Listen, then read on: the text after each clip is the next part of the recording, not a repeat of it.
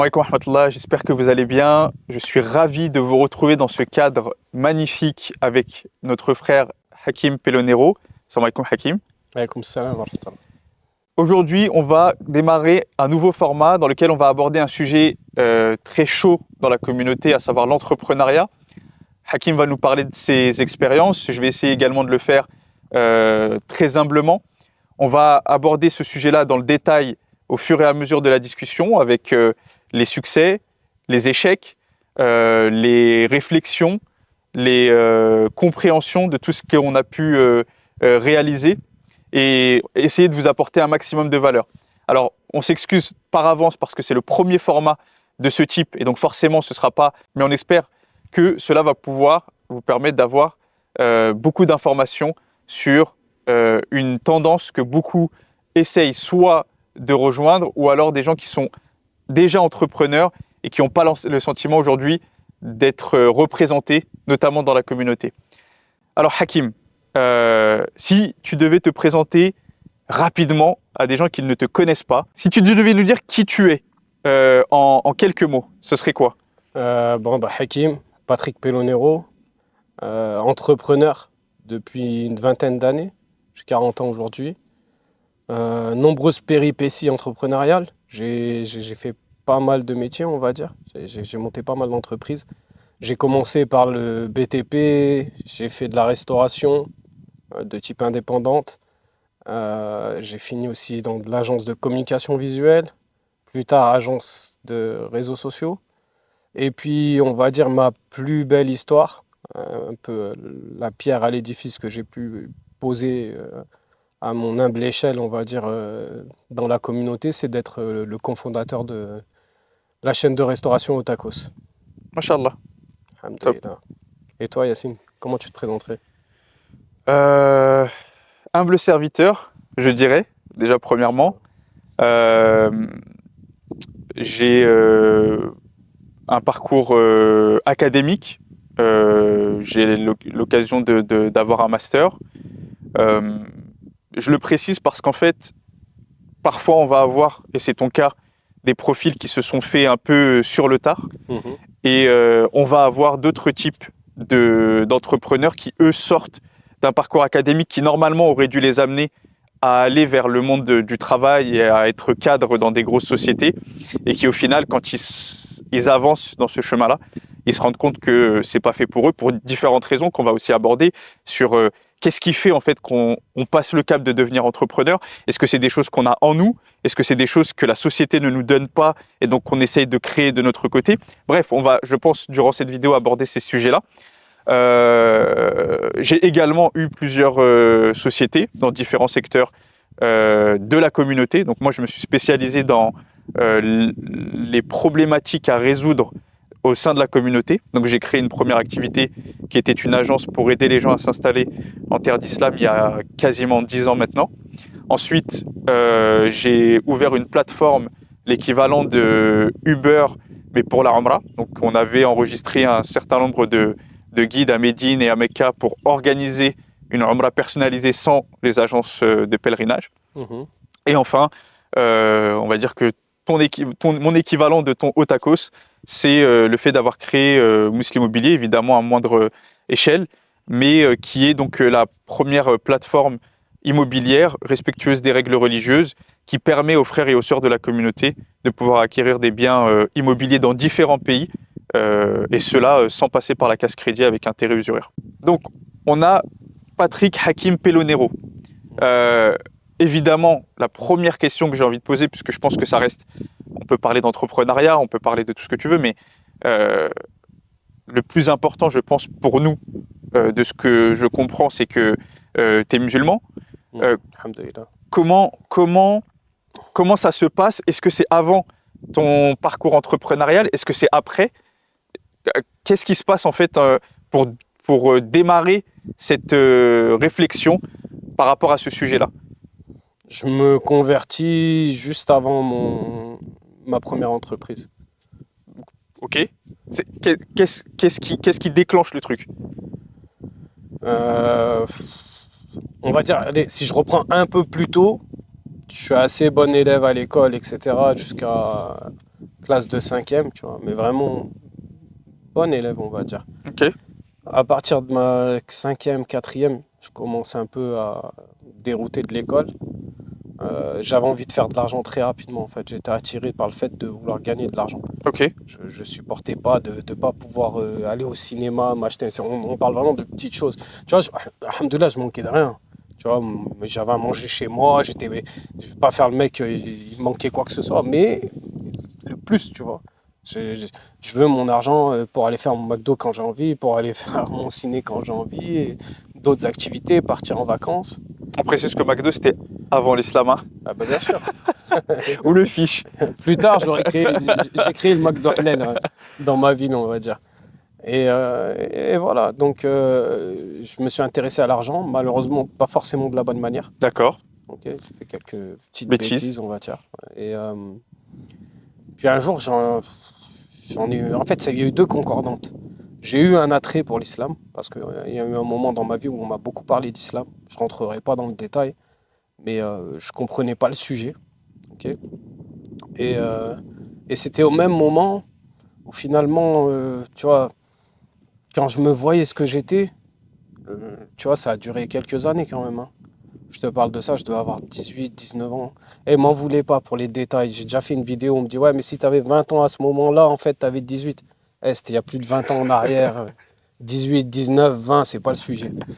Et donc à ce moment-là, un soir, je regarde, je vois mes potes, tu vois, posés sur le banc, voilà, avec ce qu'on fait habituellement au quartier, tu vois, le soir, posé sur un banc. Je me dis, Je tends pas vers ça. c'est pas moi, c'est pas ça. Ouais. Tu sais, j'ai été bon élève, j'ai été bien élevé. Je dis pas que c'est mauvais, c'est pas d'être une mauvaise personne, mais c'est de faire des mauvaises choses, tu vois.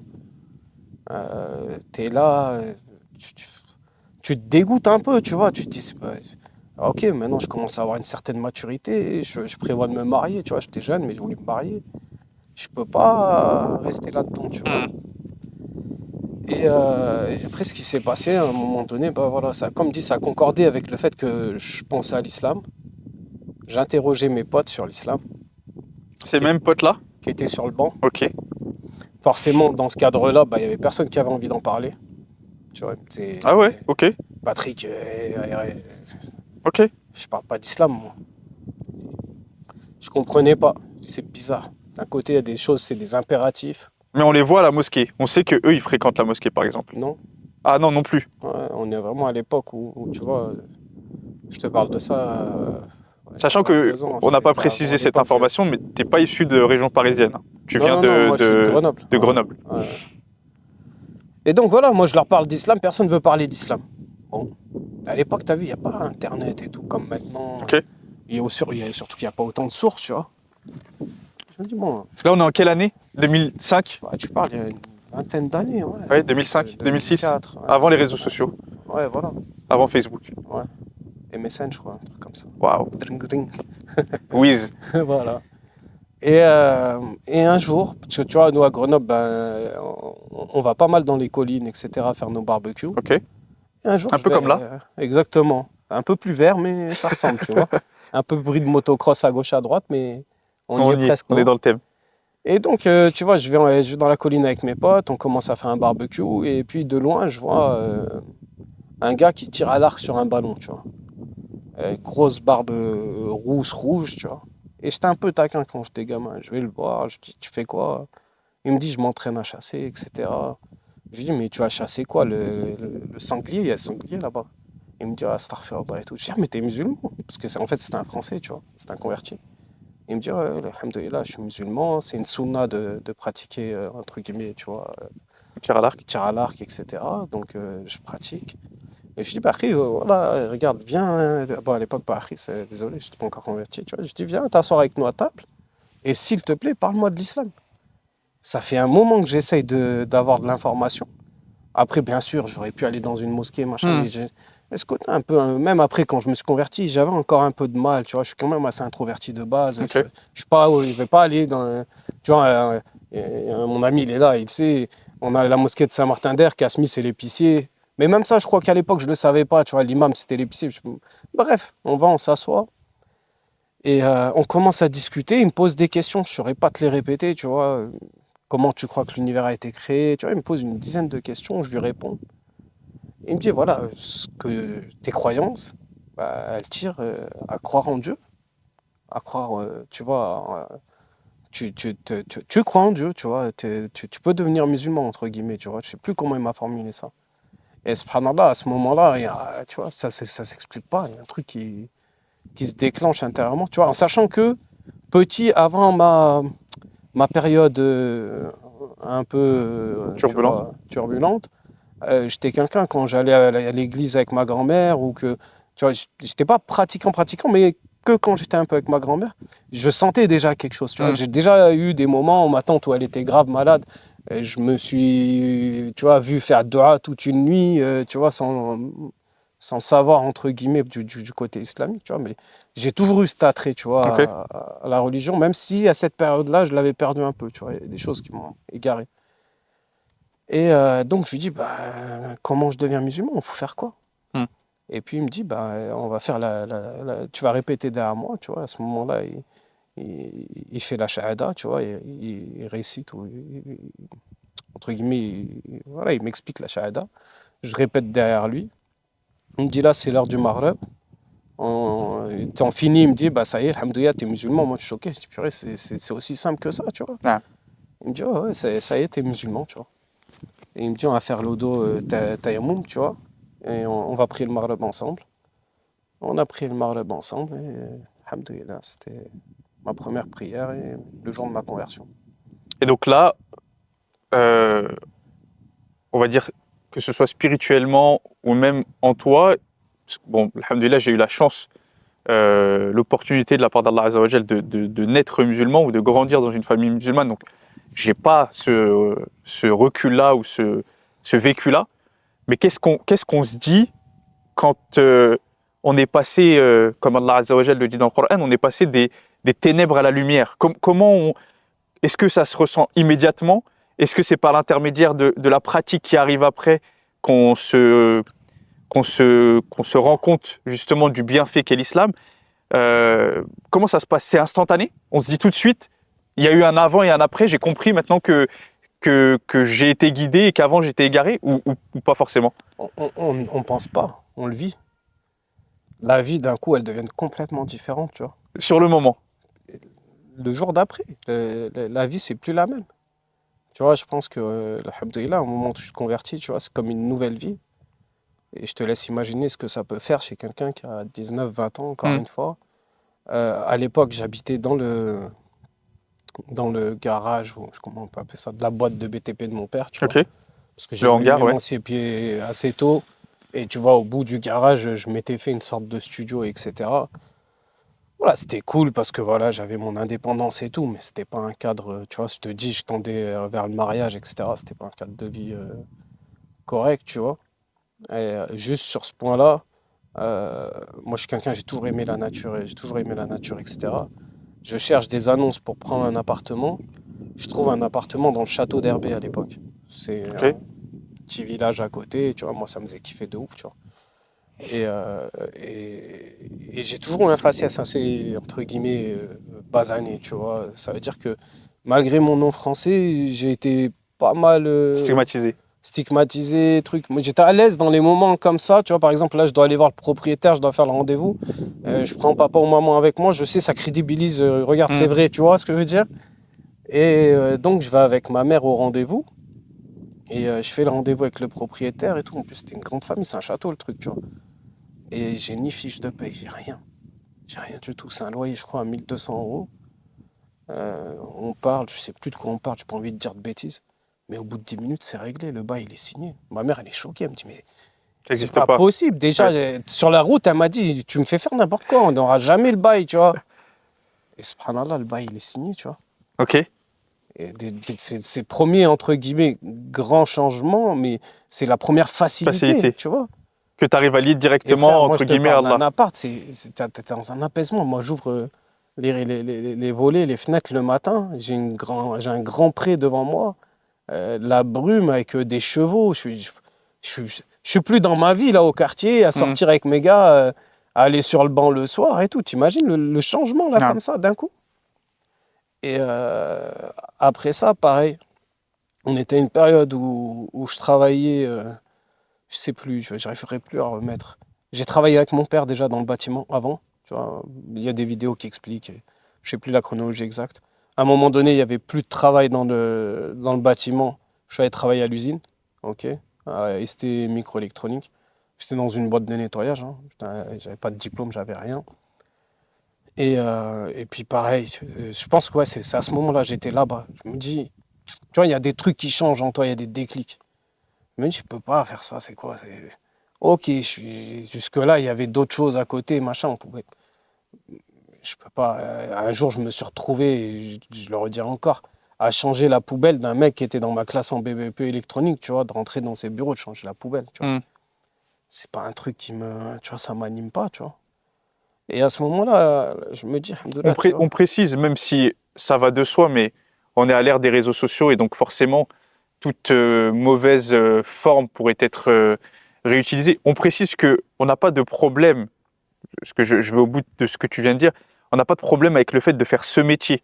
C'est Non, juste moi que j'ai un nous, problème avec moi. voilà, c'est ça. C'est juste que Moi j'ai un problème avec moi, c'est nous moi ou qui toi, n'accepte pas. C'est tu pas moi, je n'estimes parle pas pas, du métier. voilà, tu n'estimes pas que ce soit quelque chose dans lequel tu te vois euh, euh, à moyen long terme.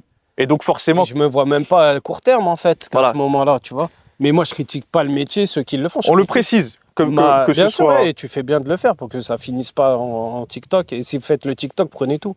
Euh, Moi personnellement, j'ai toujours eu de l'ambition. Même quand je faisais d'autres choses, voilà, c'était de grandes choses. À ce moment-là, je me dis stop. T'as vu, t'as été anesthésié sur cette période, tu t'es dit c'était cool. En vrai, tu travaillais pas vraiment, machin et tout. Là, non. T'as vu, Hmm. c'est pas, tu dois sortir de ça. Tu vois, t'es sorti du quartier, t'es sorti du garage. Maintenant, sors-toi de ce métier qui te convient pas. Hmm. Tu vois, c'est quand même choquant, quelqu'un qui a autant, entre guillemets, comment dire, qui se sent avoir autant de capacités, qui se l'est prouvé dans le passé dans diverses choses, de se dire, ouais, à la fin, mon travail, c'est de vider la poubelle d'un gars qui était dans ma classe. Et peut-être qu'à ce moment-là, quand il était dans la classe, j'étais plus fort que lui d'un point de vue scolaire, tu vois. C'est moi qui n'accepte pas, c'est pas le métier en soi hein, qui me dérange. Donc je démissionne, parce que voilà, je me dis, il faut passer à autre chose. Et tout de suite, bah, j'ai réussi via mon père, parce que c'est pareil, j'avais pas de moyen de locomotion, j'avais pas le permis. Je suis un mec, moi j'ai jamais réussi à passer le permis pendant des années, d'apprendre par cœur, ça me saoule de ouf.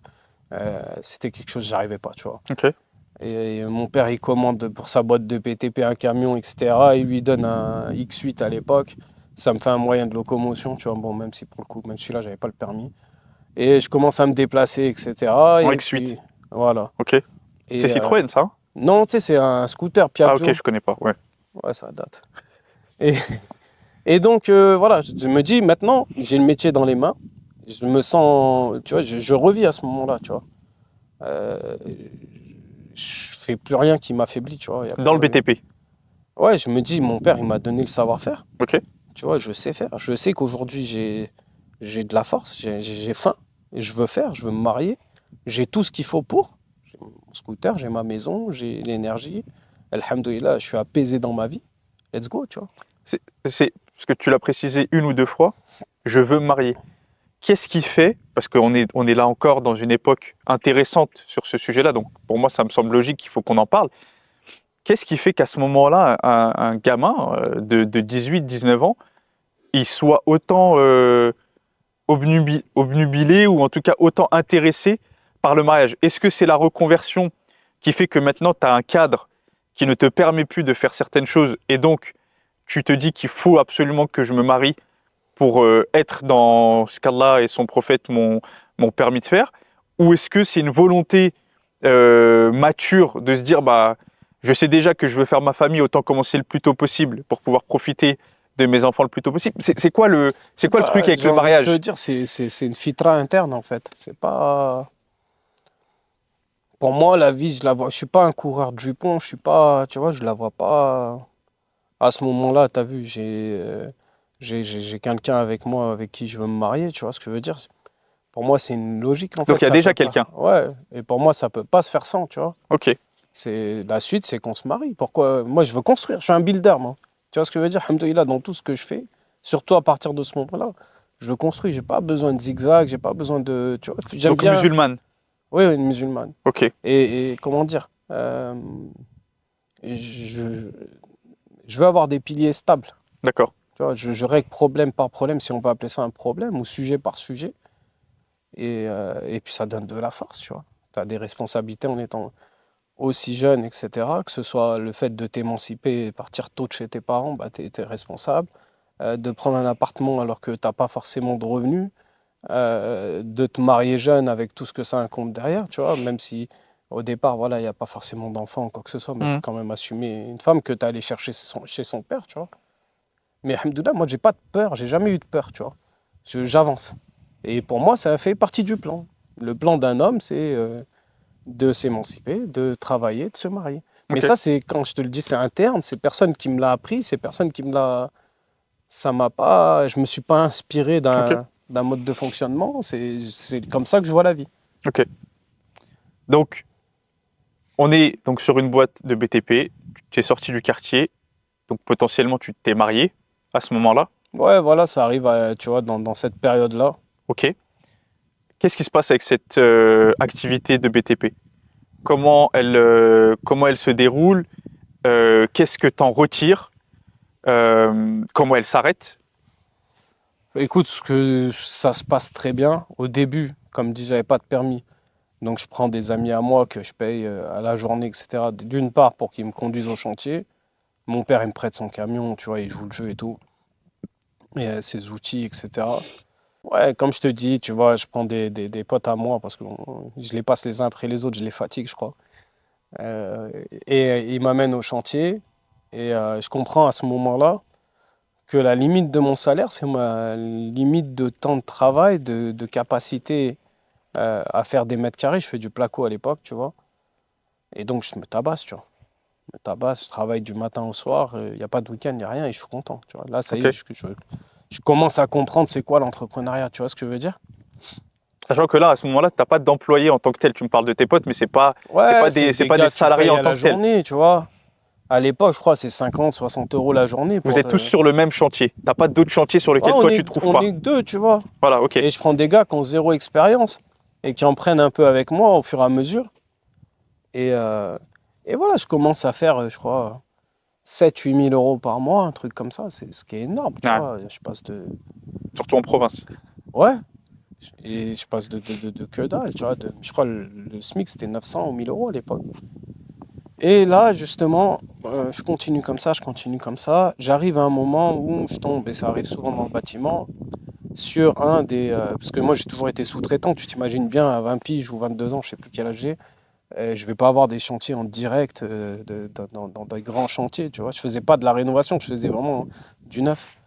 Et je tombe sur une boîte, justement, qui prenait les contrats et qui est sous-traitée, qui organise bien sa faillite de manière très malhonnête, tu vois. Il prend l'argent, il tire, et boum, il fout en liquidation. Et moi, j'arrive à la fin du mois. Finalement, au lieu d'avoir 8 10 000 euros, bah, il n'y a pas d'argent. Il y a le poteau qui me ramenait au chantier tous les jours à payer. Il y a deux, trois charges, je sais plus. Je vends mon X8. C'est impossible pour moi. Et encore une fois, tu vois, ces trucs-là, c'était vraiment, entre guillemets, j'aime bien le dire avec humilité, c'était pas... Moi, l'islam, il est venu, tu vois, petit à petit, tu vois, mais pour moi, à cette époque-là, déjà, je ne peux pas imaginer que le frère, il est venu tous les matins, il m'a ramené, il est resté des heures au chantier avec moi, à péter les plombs tellement que je voulais rester tard. Et que parce que moi, je me fais escroquer, entre guillemets, lui, il se fasse escroquer, tu vois. Donc, je vends mon X8 et tout, machin, je paye ce que j'ai à payer. Euh, Donc là, c'est la euh, Première tarte. première péripétie. Concrètement, c'est en gros Ouais, quelqu'un qui fait appel à toi pour un chantier et qui décide de ne pas ouais, te qui me payer. donne des chantiers depuis des mois. Et d'un coup, en fait, et je sais parce qu'il était dans une sorte de format où c'est la génération d'entrepreneurs à l'ancienne, tu vois, qui magouillait avec les banques, qui faisait tourner les trades, qui demandait des facilités de trade. Tu vois, c'était déjà des entrepreneurs malhonnêtes, tu vois. Ils jouaient avec l'argent Avec le des gens. système. Tu vois, il y a eu cette génération d'entrepreneurs, tu Hmm. vois. Là, on n'est plus dedans, je pense. Mais il y a eu une génération d'entrepreneurs, ils faisaient de l'argent comme ça, tu vois. Et donc, ce qui se passe, bah voilà, comme je dis, je vends, je paye. Finalement, bah là, j'ai plus de chantier parce que Et c'était lui. à ce moment-là, tu te dis quoi? Quand il t'arrive ce truc-là, Ah, c'est moi, quoi, c'est quoi la réaction? C'est de l'énervement? C'est de la tristesse? C'est quoi En fait, le il y a un peu ressenti? des deux parce qu'on est proche d'une période où ce genre de choses, ça se règle d'une manière, tu vois ce que je veux dire? Tu peux Ok. pas l'accepter. Tu sais, le gars, ouais, tu vois, je suis pas un voyou, rien du tout, mais tu me prendras pas mon argent comme ça, tu vois. Et de l'autre côté, je me dis, bon, bah maintenant, il faut que j'aille. J'ai goûté. Je veux encore, tu vois. Mais comment je fais? Et à l'époque, c'est les annuaires, t'imagines, on parle Mhm. de trucs jaunes, là, le bottin, là. Je me dis, bah, je vais envoyer. Il n'y avait même pas de mail, c'était des fax. Je me dis, je vais envoyer des fax à toutes les sociétés. Et moi, alhamdoulilah, j'avais un nom là-dedans. Mon grand-père, il était là-dedans. Et tu Ok. sais, c'est des ancêtres là-bas qui ont le marché à Grenoble, tu vois. Et il y avait mon grand-père qui était dedans, mon père qui était encore dedans, et j'avais le même nom, tu vois. Et j'envoie des fax à tout le monde. Ouais, je veux un chantier, nanana, nanana, je vais faire ci, ça, ça, ça, ça. Et il y a le plus gros qui m'appelle. Vraiment, le taulier, tu vois. Et il me dit, ouais, j'ai un chantier pour toi, à l'hôpital de je sais plus où, de la tronche, tu peux commencer dès lundi, truc. Moi, je dis, c'est bon, tu vois. Alhamdoulilah, ça repart. Et donc là, le lundi, j'y vais, je prévois, mais on y va à trois cette fois-ci. Entre-temps, je récupère un ami à moi qui était qualifié dans le métier. Et à ce moment-là, le chauffeur, ça devient mon oncle, et lui aussi, il est qualifié dans le métier. Il nous explique, tu vois, le morceau qu'il nous donne de l'hôpital, un truc qui fait, je sais pas moi. Tu vois ce que c'est un hôpital, tu vois. Il me donne, je sais pas moi, peut-être 500 mètres carrés à faire, pas plus. Et je dis, vas-y, on va le faire. Je dis à mes gars, on va le faire bien, tu vois. Il faut pas le décevoir, il faut qu'on fasse bien. On commence à bosser et tout, et puis son chef de chantier, il vient me voir, il me dit, ouais, tu sais, Manu, il m'a parlé, il a dit, le petit, là, en plus, c'est un Italien comme moi, traite-le bien, je veux le garder, etc. Et on avance petit à petit, on commence on va dire, à finaliser l'endroit qu'il nous avait donné. Et moi, je lui dis, tu vois, je suis capable de faire beaucoup plus. Là, tu me vois à 3 aujourd'hui, je peux être 20 lundi, tu vois. J'ai compris, je sais, je vois, il y a des étages vides. Toi, le but, c'est de livrer le plus rapidement. Moi, je sais de quoi je parle. Tu vois, moi, par exemple, quand je travaillais avec mon père, à l'époque, je l'ai aidé à faire ses facs, je l'ai déjà aidé à faire des appels d'offres, des recrutements. Tu vois, ça veut dire que j'avais une fibre entrepreneuriale, mais même un peu côté organisationnel et tout, tu vois. Je lui dis donc, Mais ça, c'est vrai? Quand tu lui dis que tu peux venir avec 20 personnes? non. Bon, écoute, hein, on s'est construit avec le temps, hein. Non, mais je Et, trouve que c'est intéressant de le dire parce qu'en fait, c'est un mensonge et il faut pas mentir. mhm, Mais euh, ça dénote de quelque chose qui est ce que je dirais une patente chez l'entrepreneur, c'est le fait de ne pas voir la limite par autre chose que la croyance. mhm. C'est-à-dire, si moi je sais que je peux le faire, je sais que j'ai pas les gars, mais on va faire en sorte que ce Ouais, soit je vais les possible. avoir. Ça veut dire que c'est Moi, tu pas, me donnes le je vais pas me taf. limiter par la croyance. Ouais, tu me donnes le taf et je vais aller les chercher, tu vois. Ok. Et Donc, il se passe quoi sur ce chantier? bah, à ce moment-là, il me dit, OK, attaque l'étage du dessus. Mais c'est un truc immense, c'est un plateau, tu vois. Je sais même pas te dire en mètres carrés. Et c'est un endroit où, en fait, c'est du beurre pour un plaquiste. Les cloisons, elles font des fois Ouais, des longs, c'est du long, 60 il y mètres. a pas Il de. n'y a pas de retour, il n'y Hmm. a rien. Ça veut dire c'est un truc, tu gagnes grave de l'oseille, tu vois. Et il me dit, OK, vas-y et tout. Purée, moi, je me rends ouf, tu vois. Je dis, bon, j'appelle toutes les agences intérim. Ouais, j'ai besoin de gars, j'ai besoin de gars, j'ai besoin de gars. Le lundi, j'arrive avec les gars. Et on commence. Et je vois très vite que d'habitude, toutes les entreprises, ce qu'elles faisaient, c'est que chaque plaquiste, il travaillait un peu dans son coin. Il commençait une cloison, il traçait. Et c'est tout. Et même moi, j'ai eu à travailler avec des autres entreprises, tu vois, à un moment où mon père n'avait pas d'argent. Je trouve que c'est pas humain, tu vois, ce qu'ils te font faire. Hmm. J'étais là, à l'Alpe d'Huez, il fait froid de ouf. Il y a les cloisons de 50, en fait, c'est des cloisons qui sont préfaites des deux Ouais. côtés. Le gars, il te dit, ton taf, et frère, moi j'ai 18, 19 piges, tu vois, je suis même pas encore un homme physiquement. J'ai de la force, mais pas, je suis pas dans la fleur de l'âge. Il dit, tu traces tout seul, ça veut dire que tu dois trouver un moyen de bloquer ton cordeau, tu ferrailles tout seul, ou là, pour le coup, c'est du bois, tu boises, tu portes la cloison tout seul, tu la places, c'est dégueulasse, tu vois. Et Franchement, même pour faire des mètres carrés, en fait, c'est pas bien. Ok. Et là, je vois, eux, ils commencent à faire comme ça, tu vois. Et je commence à réfléchir. Je dis, mais c'est pas comme ça que je vais aller vite. Tu vois. Non. Et puis, je sais que c'est pas. En fait, j'ai ce côté où je me dis, c'est pas bien de les faire travailler comme ça, tu vois. Ils se fatiguent, les mecs. C'est pas. Et je pense qu'il y a mieux à faire. Et à ce moment-là, j'en parle avec mon oncle et tout. On regarde les plans. Et il y a un des doyens qui vient me voir. Il me montre le plan. Il me dit, ouais, Patrick, on commence par où et tout. Et je te cache pas, moi, je sais même pas par où commencer.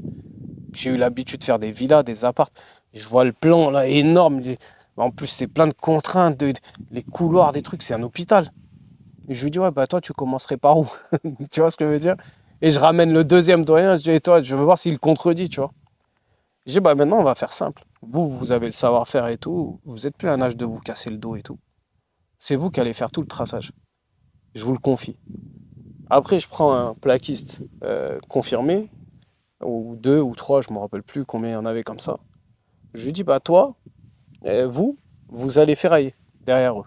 Ouais, comme je te dis, tu vois, je prends des plaquistes qui viennent ferrailler derrière, entre guillemets, les doyens, parce que, bah voilà, ils maîtrisent. Donc en gros, là, tu commences déjà à assigner des tâches à chaque personne Et inhabituels, dans le process qui se fait initialement. traditionnellement. Ok. Euh, parce qu'en fait, il faut savoir aussi que chacun, il a un tarif à l'heure qui est différent. D'accord. Tu vois ce que je veux dire? Le doyen, il a un tarif, le plaquiste confirmé, il a un tarif. Là, on arrive à plaquer la première pose qu'on appelle en placo, donc le premier côté de la cloison.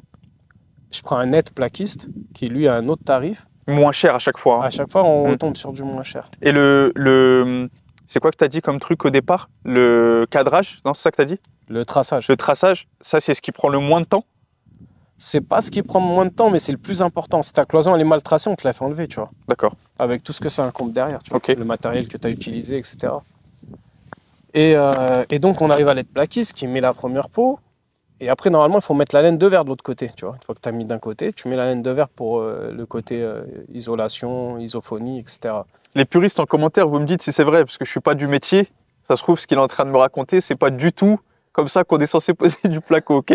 Et si c'est toujours d'actualité. C'est surtout ça le point, je pense. Et donc, à ce moment-là, je te cache pas, moi, j'aime bien, à cette époque-là, en plus, tu as vu, je suis jeune et tout, j'ai pas encore trop connu les traumas de l'entrepreneuriat, on va dire. J'aime bien élever un peu les gens et tout. Et puis, j'avais des manutentionnaires, tu vois. C'est ceux qui ramènent les plaques. Même ça, je l'avais organisé. Normalement, les plaquistes, ils vont chercher leur matériel, ils le ramènent à leurs pieds. Moi, pour leur faire gagner du temps, parce que c'est de l'argent, et là, encore une fois, leur taux horaire, il coûte cher, et je prends des manutentionnaires qui font ce travail-là. Et je me dis, vas-y, je vais essayer de les faire évoluer un peu. Tu vois, je vois, c'est des gars, il y en avait un, il avait traversé en bateau, tu sais, dangereux, là, je sais pas comment on dit, pour arriver en France. Mais les Machin. flottes, ouais. Ouais, et ce machin-là est super balèze, gentil, tu vois. Je dis, il a le profil parfait pour être un bon plaquiste plus tard. Et pourquoi il reste manutentionnaire, tu vois?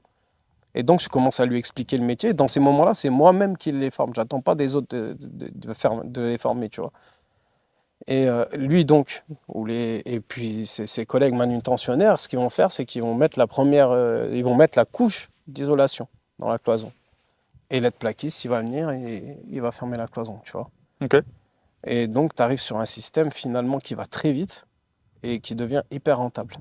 Ok. Et c'est comme ça que j'ai fait pas mal d'argent à cette période-là, tu vois. Je me rappelle même avoir reçu une lettre du cabinet de Sarkozy. C'était c'était en 2007, c'était au moment des élections. Comme quoi, c'est des jeunes comme nous qui tissons le tissu économique de la France ou je sais pas quoi. Je fais cette année-là, je crois, 700 000 euros de chiffre d'affaires, tu vois, Ok. pour une première année, tu vois. Dans ce milieu-là, c'était bien. Et puis, vas-y, de fil en aiguille et tout se passe bien. Les architectes, ils m'apprécient, ils comprennent pas. Parce qu'aussi, ils se disent, tu vois, comment lui, il arrive à faire travailler autant les gens. D'habitude, tu vois, c'est un truc, les grosses entreprises, les mecs, ils se cachent un peu, ils se tuent pas à la tâche. Mais là, vu que moi, je leur facilite tout, Hmm. ils sont contents, les mecs, tu vois. Surtout que j'ai une attitude avec eux qui est cool. Moi, je suis là tu vois, du matin, quand on commence, je sais pas, à 7 heures, je reste qu'à 12-13 heures avec eux. D'habitude, le patron, il n'est pas au chantier, tu vois, pendant ce temps-là. Ça veut dire que je m'assure que la journée, elle est tirée. Et je commence à avoir des affinités avec les architectes, etc. Tout se passe bien jusqu'au jour où finalement, je crois que le gars, il a voulu me coincer un peu, tu vois. Le gars? Le gars qui me donnait du boulot. Ok. Je finis, Donc le gros. voilà, je finis l'hôpital, je finis l'école, que les gros chantiers. Là, Et t'es payé à chaque fois. ouais, je suis payé, ouais. Ok. Même très bien payé. Alhamdoulilah, tu vois, c'est une belle période. C'est des mois où, à l'époque, pour sûr, je gagne plus de 30 000 euros par mois, tu vois. À titre personnel, tu parles? Ouais. Ok. Après, on verra est-ce que c'était vraiment du gain. Parce qu'à cette époque-là, j'ai zéro notion, tu vois, la compta, tout ça, Ouais, voilà. je pense que ça va être un sujet important à aborder juste Ouais, derrière. tu mélanges un peu tout, tu vois. Et finalement, arrive un moment donné, il me donne des bâtiments à faire. Ok. Il faut savoir il y a des zones de tarifs dans le placo, tu vois. Quand tu fais du placo, je sais même plus comment ça s'appelle tellement. Contre le feu, des cloisons, c'est plus, on va dire techniquement plus lourde. T'es mieux payé. Et quand tu retournes sur la cloison de 50 là, qui pèse 2 tonnes que tu poses seul, là, ça c'est le truc où le doublage, t'es mal payé, tu vois. Et il me donne à moi et mes 20 gars là, des bâtiments. Les apparts, ils sont tout petits, c'est que des recoins, c'est ce type de cloison, c'est ce type de doublage, c'est 4 euros le mètre carré, je crois, à l'époque, un truc comme ça. Et en fait, je me mets dedans. De hyper rentable, je passe à perte. Je finis le mois, on n'a rien à facturer. Même les gars, ils perdent la motivation. D'habitude, tout est facile, machin. Là, c'est plus pareil, tu vois. Il faut monter les plaques dans des petits escaliers, c'est pas des grands espaces, c'est plus la même chose. Ok. Et pourquoi tu dis qu'il a voulu te coincer? Je pense que en fait, je commençais à être trop visible, tu vois. Pour un sous-traitant, c'est pas bon, Ok. tu vois. Je pense, hein. En tout cas, il m'a donné un chantier pour me coincer. Lui, quand il me donne ce chantier, il sait qu'il me coince. Ça, c'est sûr et certain. Il te prévient pas, il te donne Non, aucun truc. non. Et moi, j'y vais entrepreneur plein d'entrain. Je vais m'en Et ça, sortir, il le tu sait vois. de toi, de toute Et façon. ouais, il le sait. Ok. Et à ce moment-là, voilà, ça commence à aller mal. Je passe en perte. Il faut savoir qu'entre-temps, j'avais démarré une entreprise individuelle, ok, pour commencer à travailler. Et que le comptable que j'avais à l'époque, il me dit bah maintenant, vous faites trop de chiffres par mois. C'était, je crois, 60-70 000 Ouais, euros c'est par ça. mois. Hmm. Il faut faire une SARL, etc. Ok. En sachant que moi, j'avais déjà pris des véhicules, tu vois, sur l'entreprise artisanale pour travailler. Et donc, je fais la SARL. Et on arrive à un moment donné, voilà. D'un point de vue personnel, période noire. Je perds un ami proche, tu vois, qui était avec moi depuis tout petit à l'école, avec qui j'ai traîné depuis tout petit, qui a été en apprentissage chez mon père, qui m'a rejoint dans mon entreprise, avec qui je travaille tous les jours de manière tragique. Je me sens un peu coupable parce que euh, à la base, tu vois, c'est quelqu'un avec qui on faisait tout ensemble. Et de par ma conversion, il y a des choses que je faisais plus, tu vois. Euh, Typiquement, il meurt pardon, en boîte de nuit, tu vois. Il s'embrouille avec les videurs. C'était quelqu'un d'assez costaud. Il tape deux, trois videurs. Finalement, il l'enferme en dehors de la boîte. Il le tabasse. Lui, il est sous. Il commence à partir, tu vois. Ils ont retrouvé ses chaussures devant la boîte, etc. Il commence à partir de la boîte. C'est un peu en montagne. Il titube au milieu de la route. Et C'est renversé. il se fait écraser, tu vois. Alcoolisé, machin. Et puis c'est un moment habituel. J'ai vécu ces moments-là avec lui, moi. C'était un bagarreur, ça m'arrivait plus d'une fois d'avoir ces moments-là avec lui. Et là, on est à peu de temps qu'après que moi j'ai délaissé ces choses-là, tu vois. Et il allait avec des gamins avec qui il ne serait pas allé d'habitude. Bon, il y a le côté, voilà, où tu te sens un petit peu responsable, même si tu ne l'es pas vraiment. Et puis le côté tragique de la chose, tu as du mal à y croire, ça c'est dur. Euh, je fais une période aussi personnellement avec mon père, tu vois, ça se passe pas très bien. Lié à la conversion. Lié à la conversion, tu vois, c'est quelque chose qu'au départ, il comprend pas forcément, tu vois. Et il Euh, est hostile à ça? je peux pas te dire hostile, Pour lui, j'ai changé de nationalité, tu vois, c'est un Italien. Pour lui, tu es devenu, tu vois, Un quelque arabe. chose d'autre, un arabe, tu vois, t'es pas... Et je peux pas te dire qu'il l'accepte pas, mais il le vit mal, tu vois. Je dis, attends, mon fils, il est rentré au pays chaque année, il parle italien, qu'est-ce qui lui arrive, tu vois? Donc là, c'est une question d'honneur, de famille, mais il va pas au-delà de ça. Il le prend mal en tant que patriarche, on va dire, de la famille, mais il n'y Ouais, a et pas puis je suis d'action. intégré, moi, dans son écosystème, tu vois. C'est comme si je lui fais honte. Ok, Déjà, comme dit, j'ai un faciès on m'a toujours pris, tu vois. Alors là, maintenant, au fur et à mesure du temps, on va dire, je sais pas si le visage il change ou quoi, mais on m'a toujours pris soit pour un arabe, soit pour aujourd'hui, je sais pas ce qu'on dirait, ouzbek, turc ou machin. J'ai pas la tête d'italien, tu vois. Déjà pour lui, c'est dur, même quand il me présentait tout à l'époque. Surtout que j'ai une dégaine de mec de quartier, ça accentue le truc, tu vois. Je suis un gamin, je suis en casquette Lacoste, tu vois. C'est pas. hmm, Et il se dit, tu vois, mon fils, il est pas à l'image de ce qu'il devrait être, tu vois. Et il me fait honte dans mon écosystème. ok, C'est une Kaira et, tu vois, entre guillemets, c'est plus un Italien, tu vois.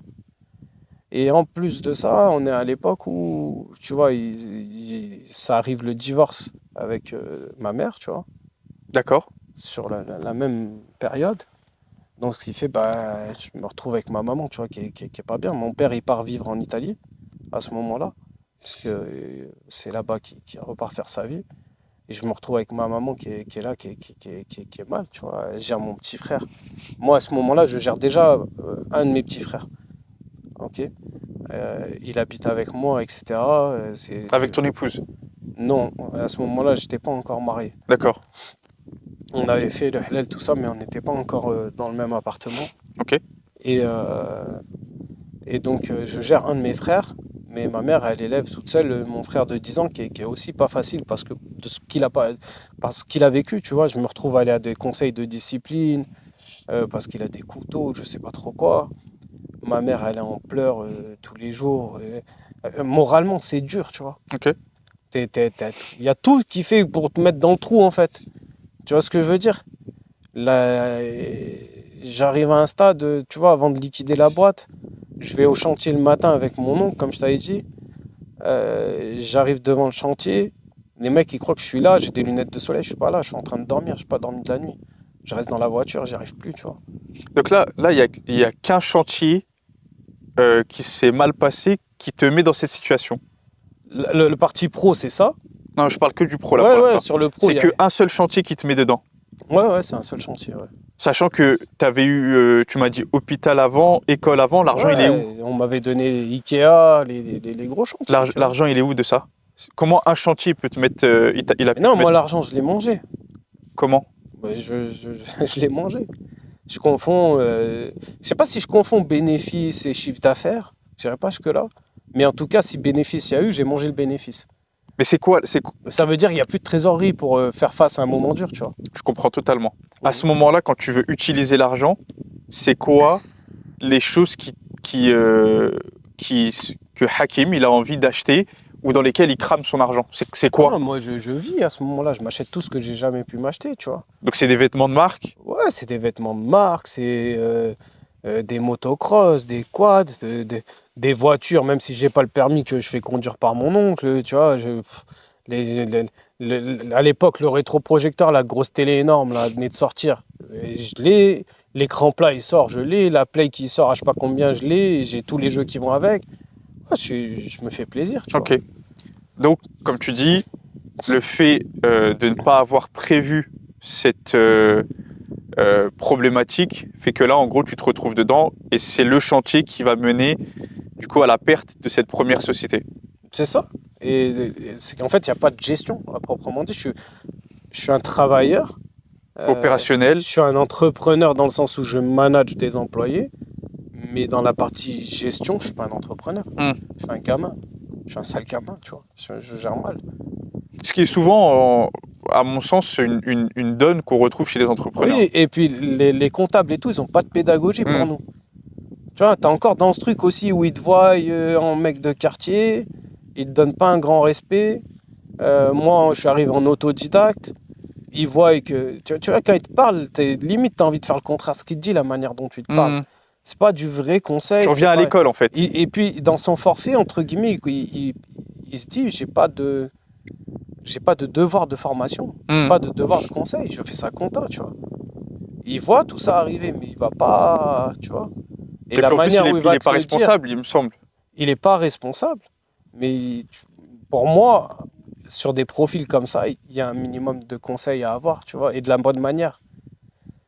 Et comme je te dis, voilà, je vais au chantier, je suis plus là. L'après-midi, je rentre, je suis fatigué, pareil, moralement. Je dors, je fais des cauchemars de mon père parce que je le vois plus. Ça, Ok. il y a des choses qui me hantent, en fait, tu vois. Et jusqu'à, bah, tout s'écroule, tu vois. À ce moment-là, la boîte, je l'amène en liquidation. Je liquide la SARL, mais en fait, il n'y a aucun actif ni passif de la société artisanale qui a été transféré à la SARL. La SARL, en fait, c'est une coquille vide. C'est une boîte qui a juste facturé ces 6 derniers mois et qui n'a pas de dette. Et je me retrouve endetté personnellement, tu vois. Ok, parce que le chantier il a été pris sur Le l'entreprise. chantier, les salaires, les charges, les boîtes d'intérim, en fait, j'ai pas de fonds de roulement, j'ai rien.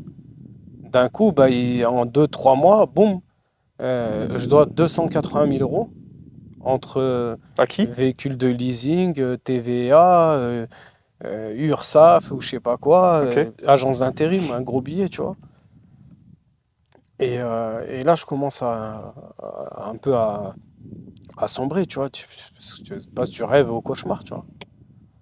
Et je me rappelle, comme dit, voilà, un soir, je suis parti regarder le courrier au bureau et tout. Et je vois que ce comptable, là, qui était très sympa, il m'envoie une lettre et il m'écrit que j'ai bien vérifié, vous devez 280 000 € à titre personnel. Tu t'écroules un peu et tout, tu vois. Je suis resté peut-être une semaine comme ça dans le noir, on va dire. À pas savoir en fait comment je. T'imagines, toi, on est en 2007, j'ai quel âge? Moi, 22 ans. Si tu penses d'un point de vue douniaoui pur, 22 ans, t'as 280 000 € de dette, t'as plus rien. Il me reste peut-être 20 000 € de matériel si je vends tout, tu vois. Et la perspective de savoir aussi qu'est-ce que tu fais derrière, je pense aussi. Ouais, tu te dis, mais je suis foutu, moi. En fait, même quand je vais travailler, ah oui, je suis autodidacte, machin, je vais retourner au chantier. Là, j'ai 20 ans Je de vais, je vais, travail je vais pour. avoir quoi? Un salaire 1500, 2000 €. Qu'est-ce qui va se passer dans ma vie là? C'est quoi le truc? Ok. Et à un moment donné, ce qui me Donc là, c'est la sauve, première grosse épreuve très grosse, ouais. post-islam, en fait. Ouais, parce que tu cumules le tout. T'imagines, t'es endetté, le truc, l'ami qui meurt, la maman, le truc. Mais c'est un monde qui s'effondre. T'as 22 ans. Tu vois ce que je veux dire? Mais à bout d'un moment, il y a un truc qui se déclic en moi, tu vois. Et je pourrais l'expliquer dans le détail, mais faisons simple, tu vois. Parce que je crois que je l'ai déjà dit aussi dans d'autres vidéos. Je me dis à la fin, je me dis musulman. Je crois en Dieu. Je me suis converti. J'ai vu ses bienfaits. Forcément aussi, je reconnais que le, le mal qui m'arrive, il peut venir de moi, tu vois. Alors qu'à l'époque, j'ai pas une grande culture de l'islam, tu vois. Je commence à peine à ce moment-là, je crois, où ça vient après à côtoyer des frères, à côtoyer la mosquée, tu vois. Mhm. Je me rappelle, j'allais au souk à Marseille acheter des DVD, je crois, à l'époque de Rachid Dada. Tu vois, j'ai pas une grande culture, tu vois. Mais je me dis, il y a forcément, tu vois, une partie qui, tu vois, ça vient de moi, tu vois. Allah, lui, il est bon, il m'a donné, tu vois. Et à la fin, je me dis, subhanallah, tant que je pourrais faire mes 5 prières, adorer mon Seigneur, en fin de compte, j'ai rien perdu. Parce que ce que je dois viser, c'est ça, c'est pas. J'ai connu les biens matériels, ok, mais qu'est-ce que ça m'a apporté?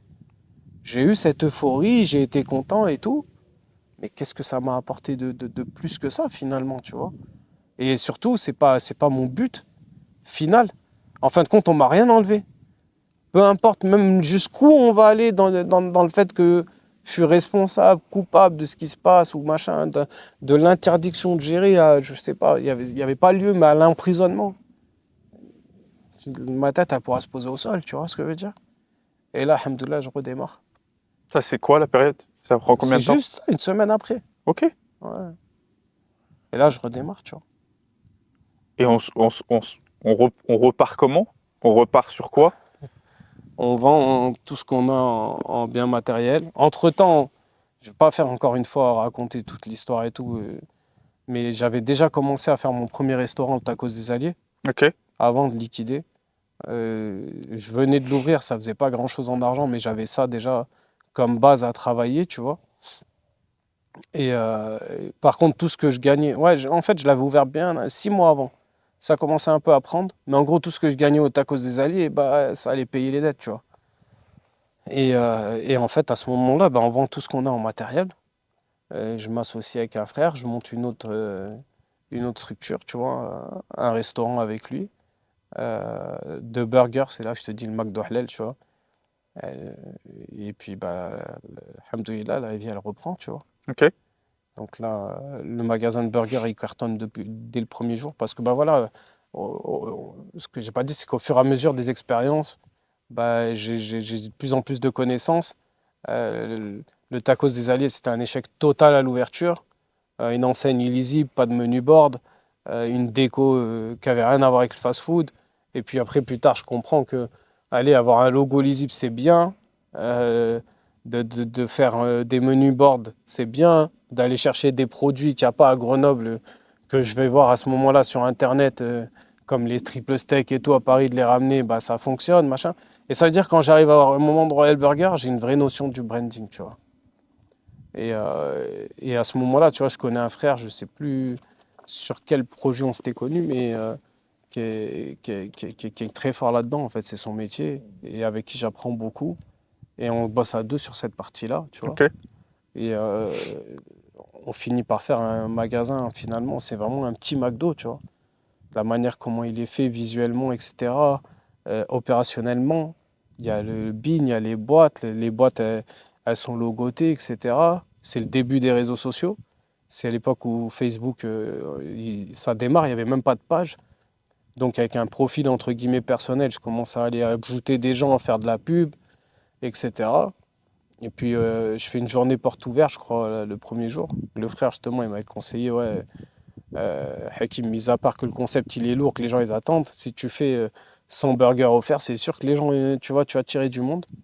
Et puis à ce moment-là, bah voilà, le jour de l'ouverture, ça cartonne et let's go, tu vois. Et comme dit, tout ça, voilà, ça a pris une semaine pour se relever. J'ai mis plus d'énergie dans mon restaurant. Après, j'ai commencé un autre projet. Je sais pas, ça a peut-être mis 2 3 mois avant l'ouverture du second projet. Mais alhamdoulilah, d'avoir gambergé comme ça, bah, c'est ce qui m'a sauvé, qui m'a sorti du Nord, tu vois. Ok. Ok. Euh, je te propose, comme il fait un peu froid, les gens ne se rendent pas compte à la caméra, Hmm. et que la luminosité surtout a baissé, c'est qu'on change de plan, on se met autour d'un petit feu et Mhm. on redémarre sur la suite. Ça Et te va? surtout qu'on commence à parler de toi. Peut-être? Je crois que j'ai utilisé un peu trop de temps de parole. Non, non, je pense que Il est temps ça fait partie qu'on entende un peu. ça fait partie de la genèse de ce qui va amener après les succès dont on va parler te concernant, Ouais, et tu vas être assez surpris de connaître mon histoire, puisqu'elle n'est pas si éloignée de celle-ci. Ouais, on est quand même bien mieux dans ces conditions. Je pense que tu seras d'accord avec moi. Mhm. Il commence à faire froid là-bas, hein. Ouais, bien plus au chaud en tout cas. Alhamdulillah. En tout cas, c'était intéressant de voir comment a démarré en fait ton rapport à l'entrepreneuriat. C'est vrai que toujours on se dit, tu sais, et particulièrement on va dire à l'ère des réseaux sociaux, je suis un entrepreneur, donc forcément ce que je fais c'est sexy ou c'est glamour, et on voit que justement dans ton parcours, bah, ton rapport à l'argent, ton rapport à l'indépendance financière, bah, il démarre avec ce que nous on a connu auprès de nos parents. En tout cas, moi je parle pour mon père qui était maçon, Allah yarhamou, comme étant un métier entre guillemets un peu de basse catégorie. Et toi, tu nous as dit, ben, en fait, avec cette activité-là, j'ai réussi à faire jusqu'à 700 000 euros de chiffre d'affaires. Mhm. Donc, on s'est rendu compte en fait que le problème n'était pas d'être dans ce secteur-là d'activité, mais c'était d'être en bas de l'échelle en fait de ce secteur-là d'activité. Et que quand tu avais la boîte qui gérait justement tous les travailleurs, etc., ben, il y avait des sous à se faire. Et tu as été du coup parmi justement les gens qui ont compris cela. Et je pense que ça va être intéressant justement de voir comment, même quand on parle du BTP, comment cette expérience-là t'a forgé pour la suite Mhm. de tes aventures entrepreneuriales. Exactement. Puis c'est la première expérience où finalement, avec le recul, je me rends compte que voilà, j'ai toujours eu un peu cette approche industrialisé, optimisé, Process. process. On le retrouvera bien plus tard d'une autre manière, mais c'était déjà présent, tu vois. Alhamdoulilah. Ok. On s'assoit? Allez, let's go. Bismillah. Comme vous pouvez le voir, on s'est mis au chaud. Hein, il commençait à faire frais. La nuit est Alhamdoulilah. tombée. Alhamdoulilah, un bon petit feu. Comme on disait juste avant de s'installer, on va parler un peu de toi maintenant. Mhm. Et ce que j'aimerais savoir, c'est comment, finalement, avec un parcours académique comme le tien, complètement différent du mien finalement, Mhm. qui a arrêté l'école à 16 ans et totalement autodidacte, on se rejoint sur ce finalement projet d'être entrepreneur. Euh, je pense qu'il y a il y a des similarités et on va le voir dans les raisons aussi qui m'ont amené à ça. Donc, effectivement, parcours académique. Donc, je fais un master en international business stratégie. Je pense qu'une des raisons qui me pousse à le faire, entre autres, c'est de vouloir donner, entre guillemets, à mes parents, à ce moment-là, cette sensation de fierté et de réussite qui, pour la plupart des parents qui sont issus de l'immigration, passe par les études. Et je crois que dans ma famille, je suis celui qui a fait les études les plus longues. Je pense, en tout cas, je suis pas sûr. Donc c'était une fierté aussi pour moi, tu vois, un juste retour des choses pour les sacrifices que les parents ont pu réaliser. Mais effectivement, très rapidement, je me suis heurté à des problèmes humains qui m'ont très rapidement fait comprendre que ça allait pas être possible de continuer dans le monde du salariat, parce que j'ai travaillé en tant qu'employé Ok. en alternance, mais bon, on va dire que c'était plus ou moins la même chose. Tout mon parcours, en fait, après le bac, je l'ai fait en alternance, que ce soit mon BTS, ma licence ou mon master. Donc j'ai eu l'opportunité de travailler pendant 3 ans chez L'Oréal, à la direction marketing internationale. Et en fait, cette expérience, elle a été exceptionnelle à différents niveaux. La première, c'est que moi, je suis issu de région parisienne. Paris, à mon niveau en tout cas, c'est pas une ville qu'on connaît. Donc nous, on était dans notre petit quartier, dans notre petite ville, entre personnes issues de l'immigration. Évidemment, il y avait des Français, etc. Mais nous, on n'avait pas cette vision sur la capitale. Et donc, quand je passe mon entretien pour L'Oréal, à ce moment-là, je commence à découvrir un autre monde. Un monde où, en fait, tu as un champ de possibles qui commence un peu à se découvrir et où je me dis, en fait, ouais, il y a des choses qui vont être sympas, là, tu vois, dans l'avenir. Donc, je passe mon premier entretien. Et donc, en fait, c'était mon école qui avait organisé l'entretien, puisque, bon, moi, je n'avais pas forcément de contact particulier. Et ils recrutaient donc pour toute la boîte L'Oréal. Moi, j'ai passé qu'un entretien. Ok. Il y avait plein de sociétés qui étaient venues. J'en avais fait qu'un qui était pour L'Oréal. Alhamdoulilah, j'ai eu l'opportunité d'être pris. Et la fille me dit, pendant l'entretien, elle me dit, tu te verrais faire quoi dans la société? Plutôt communication, plutôt marketing, plutôt machin. Et je lui dis, honnêtement, moi, à l'heure où je te parle, je sais pas vraiment, en fait, ce que je veux faire. Quand on fait au lycée, quand on fait des trucs, des sessions d'orientation, c'est ultra flou. J'aime bien la raconter, cette anecdote, mais quand moi je disais à l'époque à mes conseillers d'orientation de l'école que j'aimerais pouvoir voyager beaucoup dans le cadre de mon travail, on m'a dit, bon, c'est bon, on a compris, tu veux être steward. Mmh. Et en fait, moi aujourd'hui, quand je sais ce que c'est être steward, je dis, mais qu'est-ce qu'il raconte lui?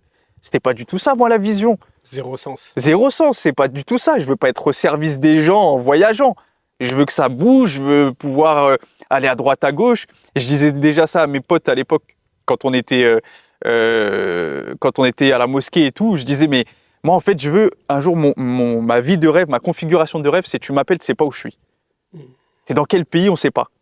T'es à quel endroit, on ne sait pas. Ouais, liberté Voilà. géographique totale. Total. Et en gros, je voulais vraiment que ce soit ça ma caractéristique principale. Et donc, quand tu le donnes à un conseiller d'orientation, lui, il te dit, il faut être steward. Bon, peu importe. Super. Donc, je passe mon entretien. Donc, la fille, je lui dis, je ne sais pas et tout. Elle me dit, pour toi, je vois la direction générale pour toi. Je dis, comment ça, pour moi, tu vois la direction générale? Elle me dit, ouais, comme ça, tu seras au-dessus de tous les départements.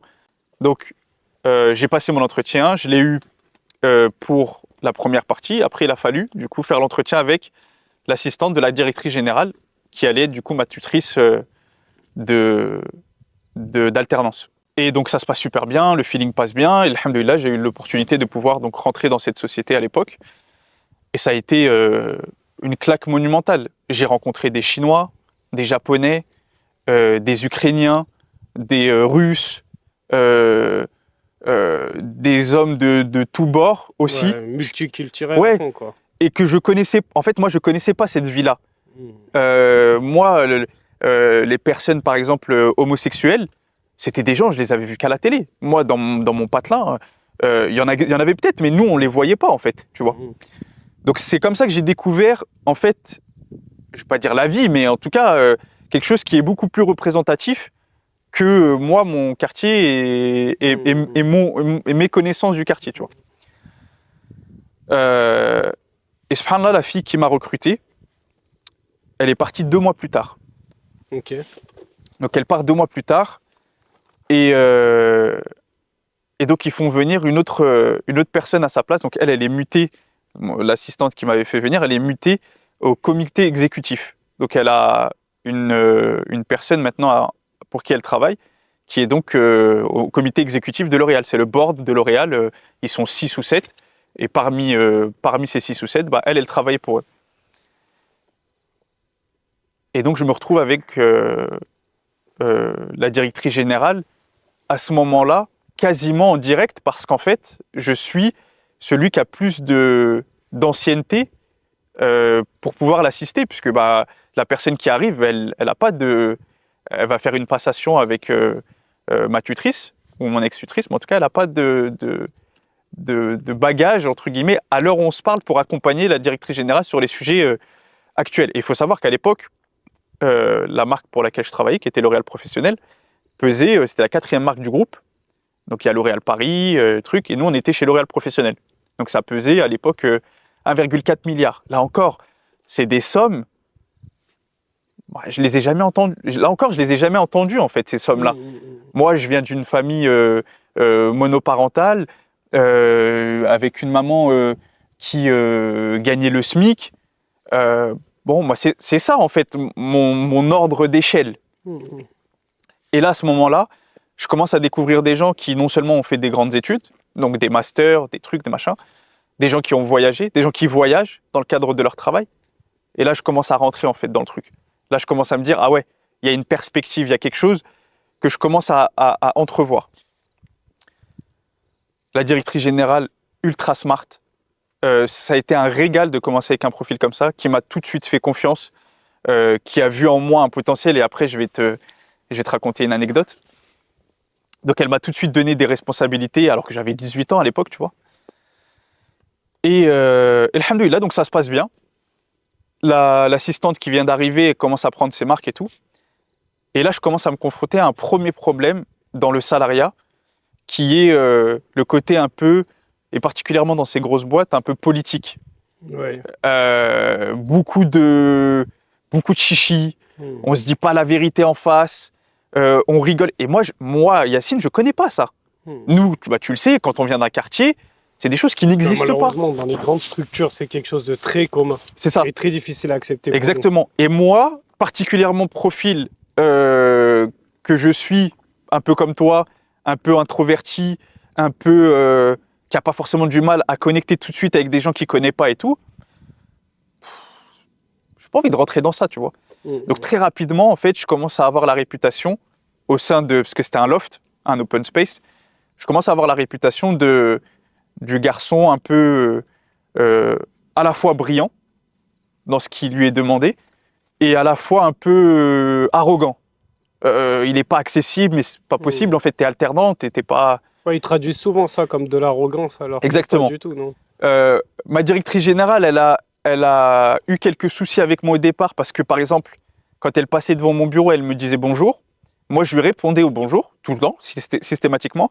Mais comme toute personne introvertie, bah, il n'était pas affirmé. C'est pas Mhm. bonjour, c'est bonjour. Ouais, c'est pas bonjour, vous allez bien, Voilà, sourire. exactement, c'est bonjour. C'est une réponse de politesse et Exactement. limite on s'en Vite, passerait. vite, s'il te plaît, passe, Oui, voilà. que je puisse reprendre, tu vois, mon travail. Bien sûr. Et bien le faire, mais que je puisse reprendre mon travail. Et donc là, comme je t'ai dit, je commence à être confronté aux premières problématiques de politique dans la société et aussi à une problématique de jalousie. Donc j'ai mon assistante, en fait, la personne pour qui je travaille dans l'absolu, qui commence à ne pas apprécier ou à ne pas voir d'un bon œil la relation que la directrice générale a avec moi. En gros, moi, je ne suis pas venu pour être au service d'un apprenti, alors que de base, bah, j'ai un poste, tu vois, de cadre chez L'Oréal et tout. C'est pas quelqu'un qui est dans ses études à 6 mois de son commencement qui va prendre ma place, tu vois. Mhm.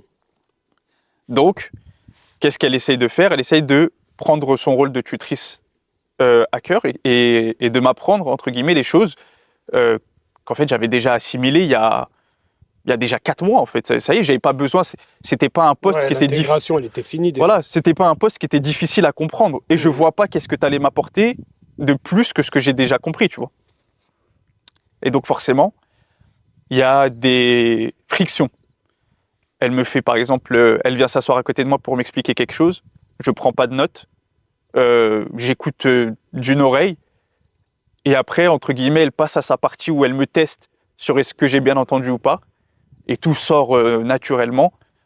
Et donc, en fait, ça commence doucement à la chauffer, tu vois. Ouais, ça frustre. Exactement. Et il y a un événement qui se passe à ce moment-là. Je pense qu'il sonne la fin de cette dame. Euh, Elle me demande de venir à son bureau, donc je viens à son bureau. Elle me demande d'écrire des choses qu'elle veut me dire. Et donc elle parle, elle parle, elle parle, elle parle. Et je note rien. Et elle me dit, je peux voir ton carnet? Je lui donne mon carnet, il n'y avait rien d'écrit du coup. Elle prend mon carnet et elle le jette. Le truc à pas faire. Oh, ça c'est l'équivalent dans ton histoire du premier contrat qu'on ne te paye pas. Moi c'est mon premier truc où en gros je me dis, comment c'est possible, tu vois? Moi je suis gentil, j'essaye de faire mon travail du mieux possible, j'ai manqué de respect à personne. Ouais. Pour nous qui venons de là où on vient, Mhm. ça existe jamais que tu Non. prends mon cahier et tu le jettes par terre. C'est un manque de respect de ouf. Et je laisse le carnet par terre et je m'en vais. Je suis en train de trembler en fait, tellement je suis énervé. Et j'appelle mon frère, qui lui était dans le monde du travail depuis longtemps. Il avait travaillé, il avait été manager d'une boutique chez Bouygues, machin. Donc je l'appelle, je dis, la fille là que je te dis avec qui je m'entends pas forcément bien au travail là, elle vient de jeter mon carnet, Harry. Elle vient de jeter mon carnet. Je fais quoi là? Donc il me dit ouais, en gros faut que tu remettes les limites, machin, truc, machin, machin. Et je dis ok. Et, euh, et donc je retourne la voir, je lui dis viens on va parler s'il te plaît. On est parti parler et je lui dis texto, tu vois, je lui dis là ce que tu as fait avec le carnet, c'est la dernière fois que tu fais ça. Je dis moi je suis pas ton copain, C'est un je suis bon pas ça. ton fils. On a une relation professionnelle, à aucun moment, dans aucun monde possible, tu peux te permettre de faire ça. Non, mais j'ai pas jeté le carnet. Je dis le carnet est arrivé tout seul par terre alors peut-être. Nanana, après elle me dit faut que tu me comprennes, patati patata. Et le problème c'est quoi maintenant? Parce que j'ai oublié de raconter cet événement qui a amené à ça, c'est qu'une semaine avant, donc il y a le comité de direction de la marque, donc qui avait lieu tous les mois. Et donc l'assistante, elle devait y participer. Elle était censée avoir fait quelque chose pour le team building qui avait lieu au début de l'année d'après. La directrice générale passe pour lui dire allez, on va au comité de direction, on est bien d'accord, tu as bien tout préparé pour parler du team building en comité de direction. Elle lui dit non, mais en fait, non, non. Et là, elle la laisse même pas finir. Elle lui dit non, non, mais c'est bon, je veux rien savoir. Yacine, avec moi en comité de direction. Et donc en fait, elle l'avait laissé. C'est impensable. Je sais pas si tu le sais, tu as eu des grosses sociétés après. C'est impensable de faire entrer un apprenti dans un comité de direction, ça n'existe pas. Ouais, si ce n'est par la valeur.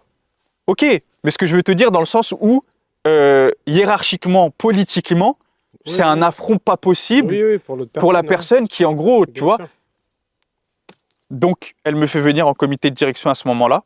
Et donc là, je commence à voir du coup comment on aborde des sujets stratégiques, quelles ont été les problématiques de la marque sur le mois, le fait de parler des chiffres avec la gestionnaire de, non, contrôleuse de gestion, Mm. etc., etc. Donc, je commence à rentrer dans ce monde-là. C'est comme ça, en fait, que je commence à avoir des notions. Donc, je suis en charge de l'organisation du team building. Le truc se passe super bien. C'est valorisé par toutes les équipes et tout. Et cette fille-là dont je te parle, en fait, elle part en burn-out. Elle n'a pas supporté, en fait, la pression que la fille, elle lui mettait, la directrice générale. Et pour être franc, il est vrai qu'elle était ultra dure. Elle était mais elle était trop smart, en fait. Non, mais c'est souvent comme ça va avec en fait. Elle était trop smart dans toutes T'as les des marques. profils qui sont smart, qui ont une vision, etc. Malheureusement, la plupart du temps, ils n'ont pas Ouais. forcément le temps de faire de la politique. Il y a un lac humain, en fait. Il y a un manquement humain derrière qui vient souvent avec ça. Mmh. Et en fait, donc la fille, elle n'a pas tenu. Et donc, on a dû prendre une intérimaire, donc que j'ai dû reformer. Donc en fait, là, en l'espace de 6 mois, j'ai connu 3 tutrices. Mais dans les 3 tutrices, il y en a 2 pour lesquelles j'ai quasiment été le tuteur, parce qu'en fait, au final, c'est moi qui ai dû leur montrer quelles étaient les tâches après la passation qu'elles ont pu faire, tu vois. Et donc, je te disais, et là, il m'arrive un truc invraisemblable après 6 mois ou 7 mois d'alternance. Donc j'ai 18 ans, je le rappelle. J'ai la directrice générale qui demande à l'intérimaire de mettre un rendez-vous dans le calendrier entre ma boss, donc la directrice générale, et moi-même. Comment c'est possible, tu vois? Déjà, de base, je suis son assistant. Donc si elle avait besoin de mettre un rendez-vous, elle aurait pu me demander à moi-même. Yacine, bloque-moi un rendez-vous dans l'agenda pour qu'on se parle. Non, elle est passée par l'assistante. Limite comme si, en fait, moi, j'étais un employé de la boîte et en fait, j'ai besoin de le voir, donc tu me cales un point avec lui, alors que je suis son apprenti, moi, de base. Bon. Elle me fait venir dans son bureau. Et à ce moment-là, donc, j'avais appelé mon frère encore. Je lui ai dit, ouais, il y a Anne-Laure qui veut me voir et tout. Je sais pas ce qu'elle me veut, tu vois. Je sais pas ce que j'ai fait. Il m'a dit, vas-y, tranquille. Il m'a dit, si tu peux, enregistre l'appel. Enregistre la réunion, comme ça, en gros, on débriefe derrière sur ce que tu as dit, ce que tu n'as pas dit, comment tu aurais dû le dire, machin. J'ai dit, ok. Donc j'y vais, et l'audio, je l'ai toujours avec moi. Et je rentre et tout, donc elle regarde l'agenda, comment je l'ai géré, machin, top. Elle me dit, bon, tu sais pourquoi je voulais te voir? Absolument pas. Elle me dit, bah écoute, j'ai calé une réunion aujourd'hui parce que je voulais te dire que je te trouvais exceptionnel. Et là, tu vois, c'est la première fois, et surtout que, entre guillemets, dans nos cultures à nous, on n'a pas ce type de choses, où même quand tu réussis quelque chose, bon, tu vois, il n'y a pas d'extériorisation du fait de se féliciter ou machin. Ouais, la valorisation. Ouais, c'est pas trop là, chez nous. Et donc, entre guillemets, j'ai quelqu'un qui me dit que ce que je suis en train de faire, c'est bien, etc. Donc, je suis un peu déboussolé, tu vois, parce que je connais pas ça. Et donc, elle me dit, je te trouve exceptionnel. Je l'ai remonté au niveau du groupe. Je te ferai écouter l'audio après. Je l'ai remonté au niveau du groupe et j'aimerais qu'on mette en process une embauche si ça t'intéresse. Comment? De quoi tu parles? Et elle me dit, sache qu'en gros, on recrute quasiment pas d'assistants et d'assistantes aujourd'hui dans le groupe. Mais en gros, j'ai déjà parlé de toi aux RH. T'es un profil qu'on peut pas laisser partir. Bon, alhamdoulilah. Et comme je te l'ai dit en off, en fait, à ce moment-là, concrètement, on me propose de passer de 800 ou 900 euros en alternance à 2500 ou 3000 euros de salaire, en fait. Elle me dit, je sais que tu vas avoir besoin de temps pour réfléchir et tout. Et je sais plus si je lui dis à ce moment-là ou si je lui dis après. Mais en gros, je lui explique que je suis pas intéressé. Je dis, moi, c'est pas ce vers quoi je me vois aller. J'avais déjà vu l'environnement. Il m'a pas fallu 500 ans pour comprendre comment fonctionnait une entreprise comme celle-ci, entre les assistantes qui étaient un peu en mode chippie, entre trucs, entre machins. C'est pas mon délire. Le côté toxique, etc. C'est pas mon délire. Moi, je suis straightforward. J'ai besoin de parler directement quand j'ai un truc à dire. Et elle m'avait parlé de sa problématique. Parce que elle, c'était un profil, quand une marque, elle allait pas bien, et L'Oréal Professionnel, à l'époque, allait pas bien, on fait appel à elle. En gros, elle vient, elle restructure, et la marque, elle repart avec des pourcentages de croissance qu'elle n'a jamais connus. Efficace. Mais elle m'a dit quelle était la problématique qu'il n'avait pas fait arriver au comité de direction. C'est qu'en fait, elle était trop cash et qu'en fait, dans ce type de boîte-là, ça ne fonctionnait pas. Avec le N+1 ou le N+2, bah forcément, ça crée du conflit. Et en fait, tu as besoin des appuis de ces gens-là pour monter. Pour un profil comme le mien, qui était à fond dans la méritocratie, à fond dans mais si je bosse bien, je suis censé pouvoir monter. C'est pas audible ce qu'on me dit. Je peux pas me dire que... et c'est pour ça qu'en fait, je suis un peu dans cette dichotomie entre, d'un côté, la méritocratie, je l'ai vue, parce qu'elle me l'a fait vivre. En gros, j'ai eu accès à des opportunités exceptionnelles, j'ai organisé des événements exceptionnels, etc., en étant un petit apprenti. Et de l'autre côté, en fait, je vois un système en tant que tel, où en fait, elle, c'est un ovni dans le système. Ouais. Le système ne fonctionne pas comme ça. Donc voilà, j'ai refusé. Mais ce que je trouve intéressant de dire dans mon refus, c'est que j'ai demandé conseil. J'ai demandé conseil, notamment à qui ? Bah, à ma mère. Et à ce moment-là, ma mère me dit, mais je pense que tu devrais accepter. Pourquoi ma mère me dit ça ? Pour plusieurs raisons. La première, on parle de quelqu'un à son niveau qui gagne le SMIC. Quand on est en train de lui dire que son fils peut gagner entre 2 500 et 3 000 euros, forcément, y a quelque chose qui fait tic, tu vois. Je travaille chez L'Oréal, donc j'avais énormément de produits de beauté pour ma mère, avec des avantages, etc. Et donc, en fait, elle y a trouvé une certaine forme de réconfort à se dire que c'est un bon choix pour mon fils. Et je le soulève parce qu'en fait, c'est important de se dire, notamment dans les choix de vie, auprès de qui on va prendre conseil quand on a des décisions de cette importance-là à prendre. Parce que typiquement, après, j'aurais pu très bien faire cela et me lancer dans l'entrepreneuriat plus tard. C'est un choix qui aurait pu être possible. Mais dans la façon dont je me suis construit, le fait de savoir déjà que je ne voulais pas ça, c'est ça qui m'a permis d'évoluer dans mes différentes expériences après pour aller tendre vers quelque chose qui allait, à mon sens, être beaucoup plus intéressant et beaucoup plus prenant et beaucoup plus... et moins contraignant sur la partie politique, chimie, exactement. blabla. Et là tu n'as que la face visible de l'iceberg. Parce que la face cachée, c'est quoi ? C'est que moi, de banlieue parisienne, je sors de chez moi, il est 6h30, 7h, pour arriver au travail à 9h. Ouais, j'ai même pas commencé à bosser, que j'ai passé 2 heures dans les transports. Ça, à titre personnel, ça a été le mot est fort, mais ça a été un traumatisme. Passer 2 heures dans les transports matin, passer 2 heures dans les transports l'après-midi. C'est quelque chose qu'on apprécie forcément. Pour moi, c'était là encore quelque chose qui n'était pas du tout envisageable. Tu parlais de tout à l'heure par rapport au fait de récupérer les poubelles, etc. Moi, quand je voyais les gens, entre guillemets, dans ce qu'aujourd'hui on appelle la matrice, le truc où en gros, tu vas tout droit, on est tous des moutons à faire la même chose et tout, d'ores et déjà à ce moment-là, je me dis, mais c'est impossible que j'ai cette vie-là. Impossible, t'as raté ton train, t'es obligé d'en prendre un autre. C'est une pulsion intérieure qui te dit, c'est pas pour moi. C'est pas possible, je peux pas avoir cette vie-là. Donc je refuse le job, je continue chez L'Oréal, ça se passe super bien, je prends de plus en plus de responsabilités. Je continue à me heurter à des problématiques de société de cette envergure. Donc je finis mes 2 ans. Je fais ma licence avec une personne qui était déjà chez L'Oréal à l'époque, qui m'a recruté ensuite, avec lequel j'ai bossé, qui m'a énormément appris aussi sur le côté organisationnel. Donc lui, il était vraiment dans cette pédagogie. Pour le coup, avec les tutrices précédentes, c'était plutôt moi qui allais vers eux parce qu'elles venaient d'arriver. Lui, il connaissait son job, il avait fait une grosse école de commerce, C'était un crack, tu vois.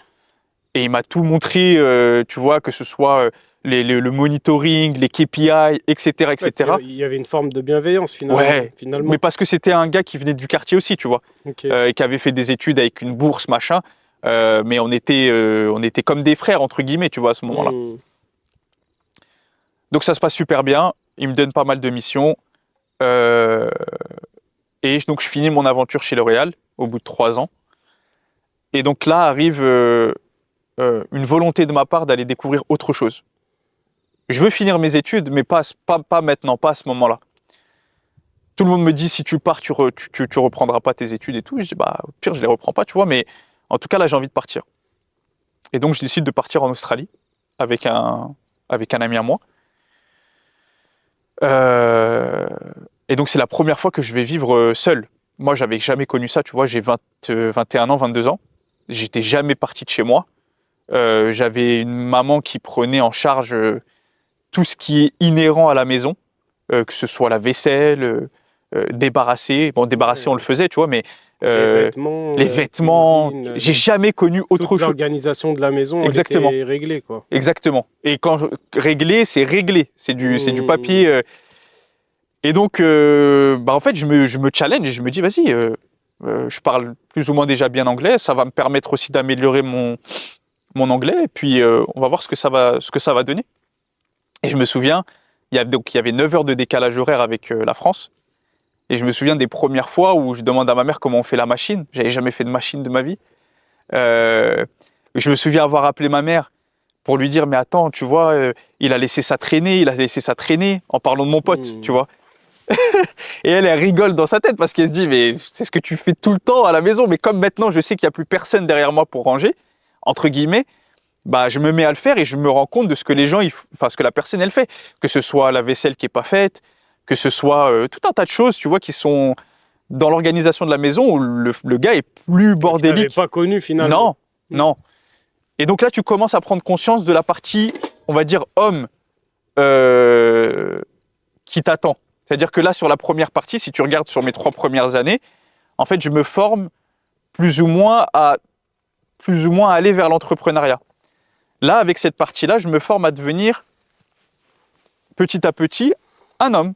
J'étais un enfant, un adolescent, et en fait, avec cette expérience-là, le fait de partir loin, de ne pas avoir papa, maman à côté de soi, bah, tu te responsabilises obligatoirement. J'ai toujours Hmm. été en charge de ma famille d'une certaine façon, en dehors des tâches de la maison, que ce soit pour les impôts, pour trucs, pour machin. Parce que bah, nous, on était allés à l'école, qu'on savait écrire, etc. Ma mère aussi sait écrire, mais c'était pas pareil. Et là, du coup, avec ce voyage-là, j'en apprends beaucoup sur la vie.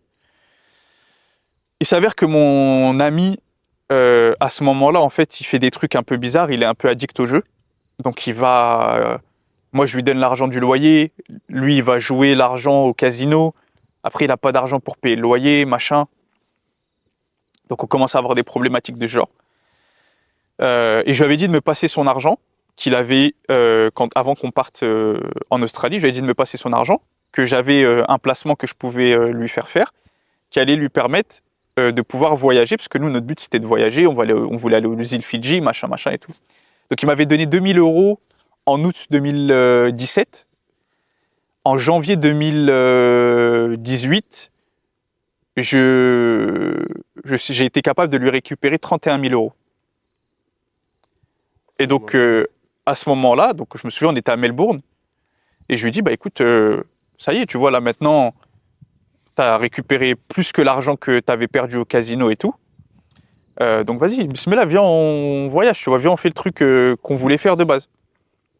Il me dit non, je préfère continuer de bosser, de mettre de l'argent de côté, et je laisse cet argent-là placé comme tu l'as fait.